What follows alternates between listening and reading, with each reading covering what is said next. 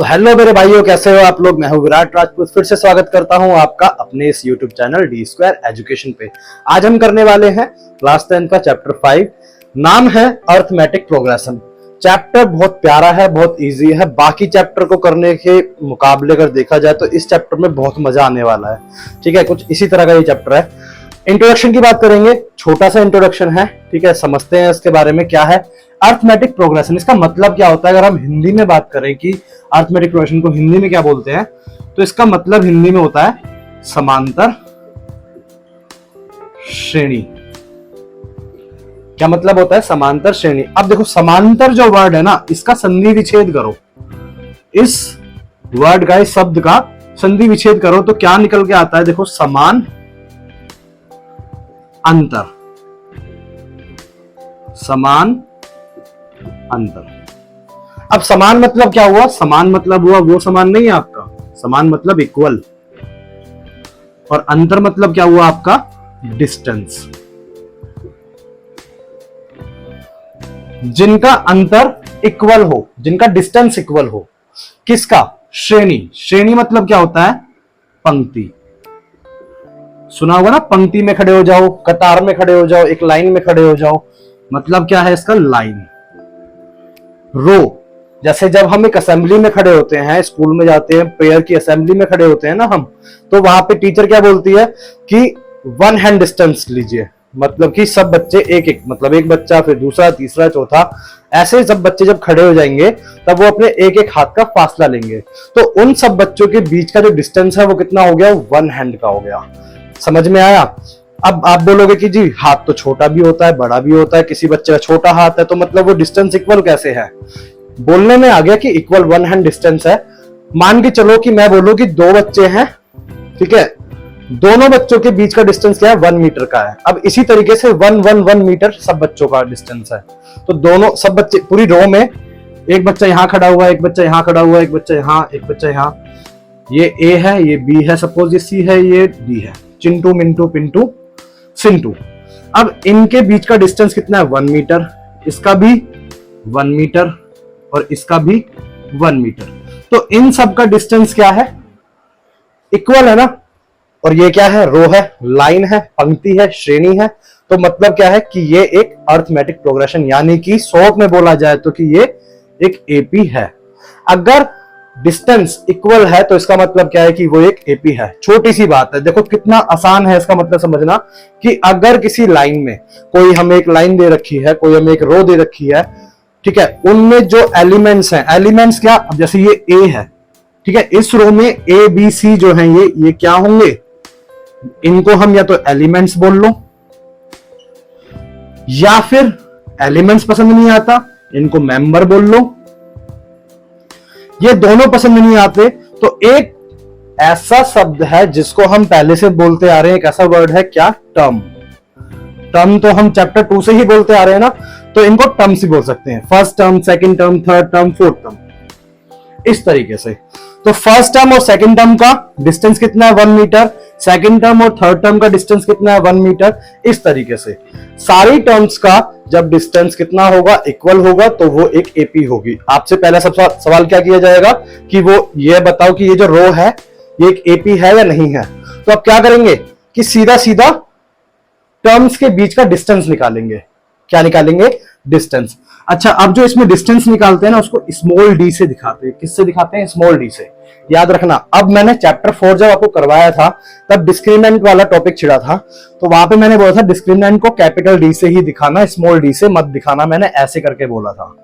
क्यों नहीं दिखाना, मैंने कहा था बाद में बताऊंगा, तो बाद में वो अब बता रहा हूं मैं आपको कि स्मॉल डी का यूज हम कब करते हैं, वो डिस्टेंस के लिए यूज करते हैं अर्थमेटिक में।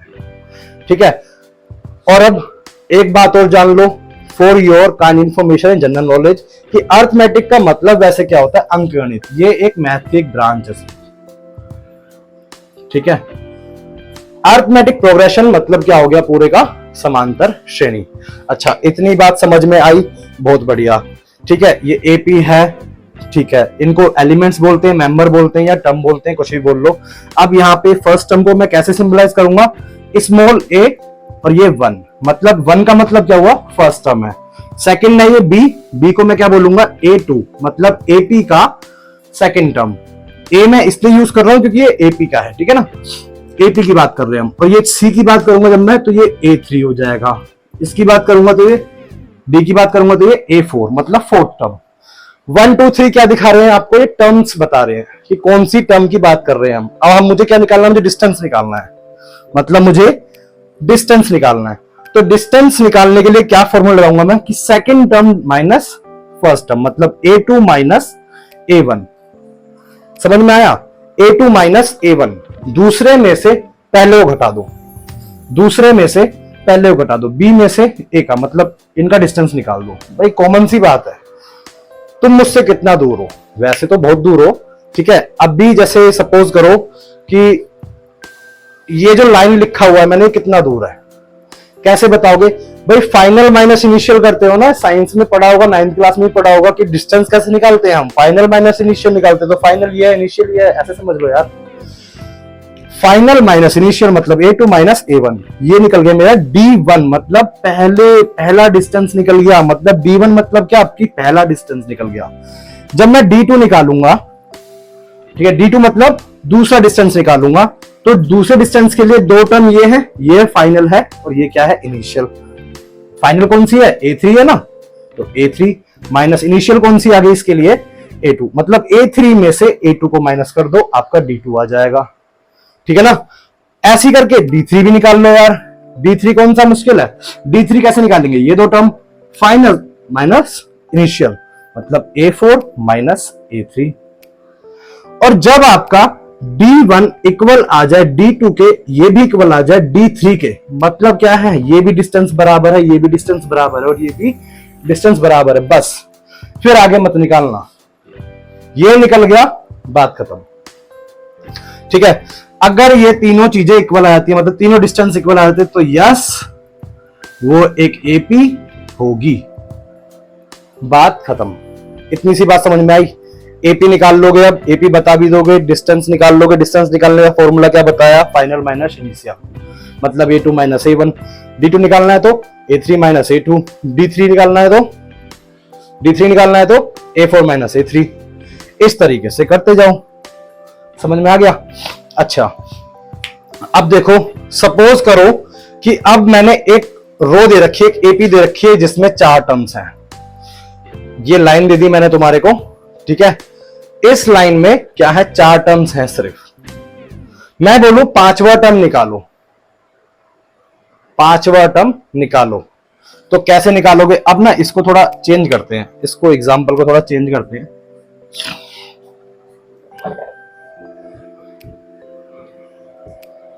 एक ऐसा एग्जांपल लेते हैं अब जो हमें पता है कि उसमें टर्म्स आगे आने वाली क्या होंगी। 2 का टेबल ले लेते हैं। 2 1 जा 2, 2 जा 4, 2 3 जा 6, 2 4 जा 8 एंड सो एन। ये मेरा क्या होगा, ये A1 होगा कि नहीं होगा, ये A2 होगा कि नहीं होगा, ये A3 होगा कि नहीं होगा, ये A4 होगा कि नहीं होगा। जी बिल्कुल होगा।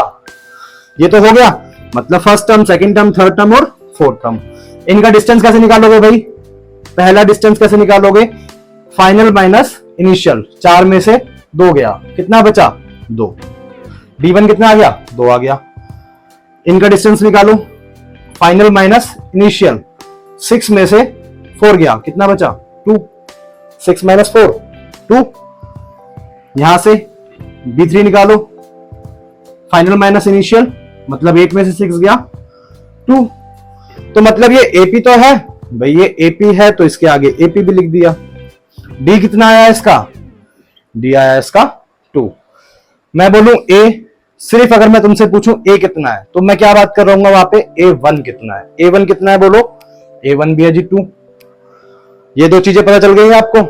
अब मैं आपसे पूछूंगा कि मुझे इसका 5th टर्म निकाल के बताओ। क्या निकाल के बताओ, 5th टर्म। देखो मैं क्या करूंगा कि जो भी ये मेरा टर्म है A4 जो है मेरा, इसमें मैं इस डिस्टेंस को, जो भी डिस्टेंस चल रहा है मेरा, डिस्टेंस क्या चल रहा है, 2 चल रहा है, इधर भी 2 है, इधर भी 2 है, तो कॉमन सी बात है ना, जो इसके आगे आने वाला होगा उसका डिस्टेंस भी कितना होगा, 2 होगा। तो ये चीज तो मुझे पता चल गई कि इनका डिस्टेंस कितना होगा, 2। अगर मैं A4 में 4th टर्म में अपना जो डिस्टेंस है उसको मैं ऐड कर दूं, तो मेरा क्या आएगा, A5 आएगा कि नहीं आएगा। बोलो भाई, A1 में डिस्टेंस को ऐड करा, 2 + 2 4, 4 + 2 6, 6 + 2 8, ऐसे 8 + 2, A4 कितना है, 8 + 2 कितना आ गया, 10 आ गया। ऐसे क्या निकाल लिया मैंने, A5। ठीक है, मतलब मेरा फॉर्मूला क्या बना, जब मुझे A5 निकालना है तो A4 + D, मुझे A6 निकालना है, 6 ऐसे याद करो, 6 है यहां पे, 6 से कम क्या होता है, एक कम करो, 6 से क्या होता है 5, भाई 6 से एक कम क्या होता है 5 होता है, और प्लस D। A5 क्या निकला तुम्हारा 10 + 2 क्या आ गया 12 आ गया। भाई यहां पे क्या आया था तुम्हारा A5 10 आया था, इसके बाद 2 ही ऐड करोगे, 10 + 2 कितना हो गया 12 हो गया। तुमने अब क्या निकालना है, A7 निकालना है। सपोज A7, 7 में एक कम करो क्या आएगा, A6 आएगा कि नहीं आएगा। A6 में D प्लस कर दो, A6 कितना निकला तुम्हारा 12, D कर दिया प्लस तो क्या हो गया 2 और ये 14। इसके बाद जो आएगा टर्म वो 14 होगा। भाई टेबल बन रहा है ना, 2 4 6 8 10 12 14, इसके बाद क्या था 16। हमें पता है, मैंने एक ऐसी एपी ली थी जो हमें पहले से पता है इसके अगला टर्म कैसा होगा। ये था एक तरीका। दूसरा तरीका क्या होता है कि एक बात बताओ, मुझे सीधा A3 निकालना है, ठीक है, तो ये कितने डिस्टेंस आ रहे हैं, इसमें 2 डिस्टेंस आ रहे हैं ना। मतलब सपोज करो यहां से ये जो है ना यहां तक A3 तक, A3 की वैल्यू मुझे बतानी है, तो डिस्टेंस कितने आ रहे हैं, डिस्टेंस 2 आ रहे हैं ना। तो मैं क्या करूंगा कि जब मुझे A3 निकालना है, मुझे क्या निकालना है A3 तक डिस्टेंस कितने आ रहे हैं 2 आ रहे हैं, तो 2 × D में 2 मल्टीप्लाई कर दिया, 2 से गुना कर दिया, और प्लस क्या कर दिया A था, A में 2D मतलब डिस्टेंस का दुगना, समझ रहे हो ना, डिस्टेंस का दुगना कर दिया, और मेरा क्या आ जाएगा A3 आ जाएगा। देख लो A कितना है, यहाँ पे 2 है, 2 × डिस्टेंस कितना है 2, 2 2 = 4 प्लस 2 कितना आ गया आपका 6 आ गया कि नहीं आ गया। इस फॉर्मूले को भी याद करने का तरीका सीख लो। सपोज मुझे A5 निकालना है, ठीक है, तो सबसे पहले क्या A, ठीक है, A तो रखना ही रखना है, अगर डिस्टेंस वाले तरीके से निकालना है तो A तो सबसे पहले रखना ही रखना है। A प्लस में क्या आ जाएगा, देखो मुझे A5 निकालना है, तो 1 2 3 4 5, 5 यहां तक आ रहा है भाई, यहां तक कितने डिस्टेंस है 1 2 3 4, 4 डिस्टेंस है, तो 4D। याद करने का तरीका देखो, यहां पे 5 लिखा तो यहां 4, यहां पे 3 लिखा था तो यहां पे 2। ऐसी मैं बोलूं तुमसे A6 निकालना है, 6 है तो A + 5D, एक कम करते जाना है। मैं बोलूं A10 निकालना है तो A + 9D, एक कम, 10 में से एक कम करा 9। मैं बोलूं A15 निकालना है, अब कोई भी टर्म निकाल सकते हो, देखो तुम A15 निकालना है तो क्या हो जाएगा A + 14D। समझ में आया। ऐसे ही करके जब मुझे निकालना होगा AN, अब nth टर्म का मतलब क्या होता है, इधर तो जगह भी नहीं बची, इसको मिटा देते हैं, यहां से मिटा दे, यहां से ये मिटा दिया, और इसको भी मिटा देते हैं।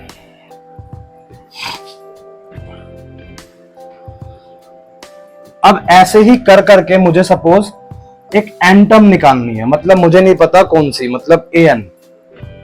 भाई ये फर्स्ट टर्म है, सेकंड है, थर्ड है, फोर्थ है, फिफ्थ, सिक्स, सेवंथ, ये A5 है, A6 है, A7 है, ऐसी कर करके पहुंच गए हम AN पे। n पता नहीं कौन सी टर्म है। तो n का मतलब क्या होता है, n का मतलब होता है वा पद, जिसके पीछे भी वा सूट कर जाए ना, 15वां, 16वां, 17वां, 18वां, 19वां पद, 20वां पद, इस तरीके से जिसके पीछे भी वा लग जाए तो वो समझ देना कि वो n की वैल्यू है। मैं बोलूंगा 20वां पद निकालो, ठीक है, या फिर TH, वा को मैं क्या बोल सकता हूं TH, ठीक है, जैसे 13th, 14th, 15th, जिसके पीछे TH लग जाए वो क्या होगा, मेरा n होगा। मैं बोलूं 15th टर्म निकालो, तो मतलब n की वैल्यू क्या आ गई 15। ऐसे कर करके मुझे A15 की वैल्यू निकालनी है। n की वैल्यू क्या हो गई यहां पे 15। मैं बोलूं कि आपका 16th टर्म निकालो, तो n की वैल्यू क्या होगी आपकी 16 हो गई। ठीक है, अब यहां पे देखो क्या था, जैसे A5 की वैल्यू निकालनी थी मेरे को, A5 निकालना था, तो A प्लस क्या करता था मैं, एक कम, 5 में 1 को माइनस कर दिया, 5 में 1 को माइनस कर दिया और D से मल्टीप्लाई कर दिया। यही तो था ना भाई, इधर 5 में 1 को माइनस कर दिया, क्या आया यहाँ पे 4 आया, और मल्टीप्लाई कर दिया D से, तो मेरा तभी तो बनता था A प्लस 4D, इस तरीके से, है ना। अब उसी तरीके से देखो मेरे को निकालना है nth टर्म। क्या निकालना है, n, तो A प्लस क्या आ जाएगा, यहां पे 5 लिखा था ना, 5 कहां से लिखा था, यहां से, तो यहां पे क्या लिखोगे n, यहां पे क्योंकि nth टर्म निकालना है, n माइनस 1, और इनटू में क्या चल रहा है D। अब ये जो फॉर्मूला हो गया आपका, ये एक फॉर्मूला हो गया किसका, nth टर्म निकालने का। बात समझ में आई, बहुत इजी है, देखो कितना प्यारा है। इस चीज को दोबारा समझो, जैसे A7 निकालना है, तो A7 के लिए क्या करोगे, A प्लस 7 माइनस 1, भाई 7 में एक कम करते हो, D से मल्टीप्लाई कर देते हो। अब वैसे ही मेरे को AN निकालना है, 7 की जगह पे क्या रख दिया मैंने, N ही तो रखा है सिर्फ, A का A, 7 की जगह पे क्या रख दो, N माइनस 1 इंटू में D, बन गया तुम्हारा फॉर्मूला। कुछ भी चीज रखने की जरूरत नहीं है, 5.1 में सिर्फ इसी का काम, इसका भी नहीं है, तुम्हें तो सिर्फ D निकालना है और अगली टर्म्स निकालनी है। अगली टर्म्स निकालने के लिए तुम इन फॉर्मूलेस को, शॉर्टकट ट्रिक को यूज करो, है ना। 2 फॉर्मूले बताए हैं, दोनों ही फॉर्मूले तुम्हें आने चाहिए, ठीक है। अब बाकी का जो कंसेप्ट है वो हम करेंगे अपनी एक्सरसाइज में। आपने an का फॉर्मूला सीख लिया, n का फॉर्मूला क्या होता है, a plus n minus 1 into में D, ठीक है। आपने, मैं अब डायरेक्ट पूछूं आपसे कि A14 निकाल के बताओ, तो 14 में दिमाग में सोचना है, 14 से एक कम क्या होगा 13 होगा, तो A प्लस 13D, फटाफट से करना है, और सिर्फ वैल्यू रख दो, A की वैल्यू रख दो, D की वैल्यू रख दो, सिंप्लीफाई कर दो, बात खत्म। मैं बोलूं A22 निकालो, तो क्या बोलोगे, A प्लस 21 इंटू D। मैं बोलूं A50 निकालो, A50 निकालो, तो कैसे बोलोगे, A प्लस 49 इंटू D। मिनटों में करना है, समझ में आई बात। चलो अब बढ़ते हैं आगे अपनी एक्सरसाइज की तरफ, ठीक है।